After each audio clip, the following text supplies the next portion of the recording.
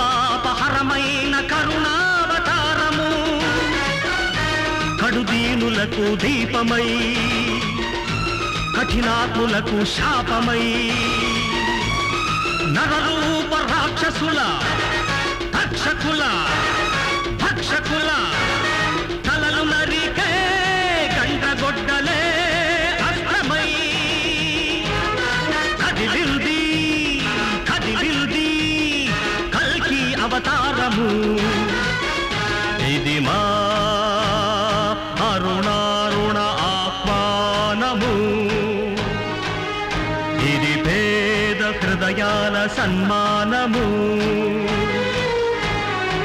హృదయ నయనాలలో రుధిర బాష్పాలతో ఇదే మా తర్పణం కదిలింది కదిలింది కల్కి అవతారము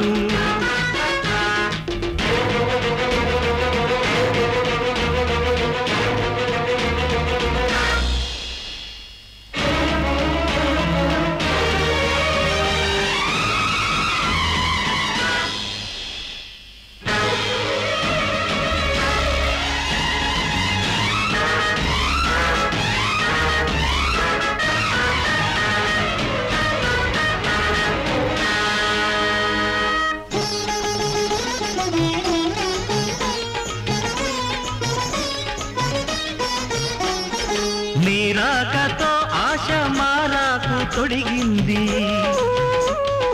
నీ చూపు సరికొత్త సూర్యుణ్ణి చూపింది ఈ అభయ హస్తమే కన్నీరు తుడిచింది నీ వెచ్చనోదార్పు ప్రాణాలు పోసింది విడిపోకు నమ్మింక విష్ణువర్ధనుడా సుడిగాలి వైరార శత్రుమర్ధనుడా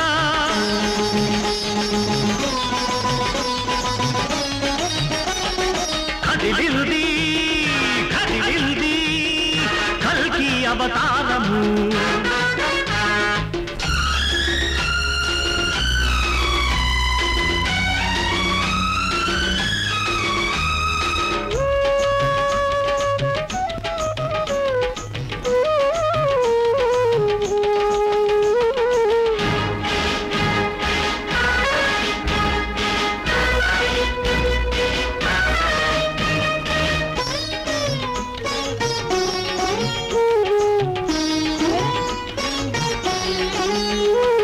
కుంగిపోయిన శక్తి నింగినంటాలి కూలిపోయిన గుడిస తిరిగి కట్టాలి శిథిలమైన ఊరు మిథిల కావాలి మట్టిలోనే నేడు మనిషి పుట్టాలి ఆ మట్టిలో తాను మణులు పండించాలి నీ అండనే ఉంది గండాలు దాటాలి నీ గొడ్డలే పట్టి స్వార్థాన్ని నరకాలి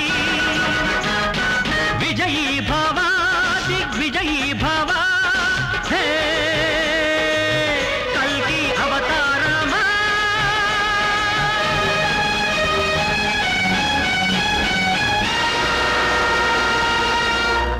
అంతేనమ్మా మానవత్వం మర్చిపోయిన మనుషులకు మాటలు లాభం లేదు, తూటాలు తప్ప అనుకున్నాను.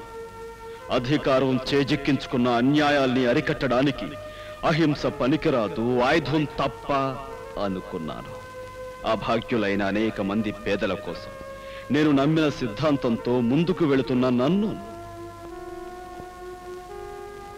నేరస్తుడని ముద్ర వేసి ఇక్కడ బంధించారమ్మా. బాబు, ప్రతి మనిషి గుండె ఒక గుడైతే నువ్వు కొన్ని కోట్ల గుళ్లల్లో కొలువుండే దేవుడు అయ్యావన్నమాట.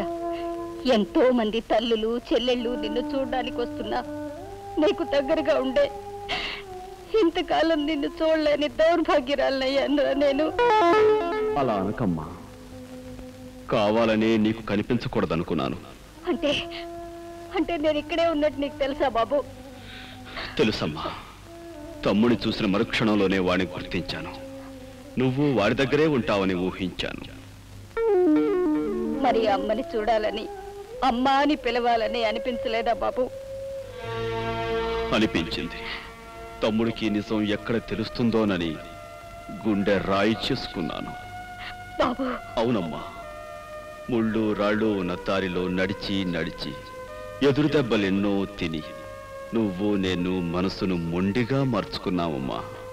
కానీ చల్లటి అమ్మ నీడలో అమాయకుడిగా పెరిగినవాడు తమ్ముడు. వృత్తిని దైవంగా, కర్తవ్యాన్ని జీవంగా భావించే మనిషమ్మా వాడు. అలాంటి వాడికి తను తన సొంత అన్ననే వృత్తియాల్సి వచ్చిన రోజున అది విని తట్టుకోలేడమ్మా. ఈ నిజం వాడికి చెప్పనని నాకు మాటియమ్మా. నా నోటితో నేను చెప్పను బాబు, కానీ ఇక నుంచి నీ కోసం కలతపడే ఈ తల్లి మనసుకు మాటలు వస్తే మాత్రం నేనేం చెయ్యలేనురా.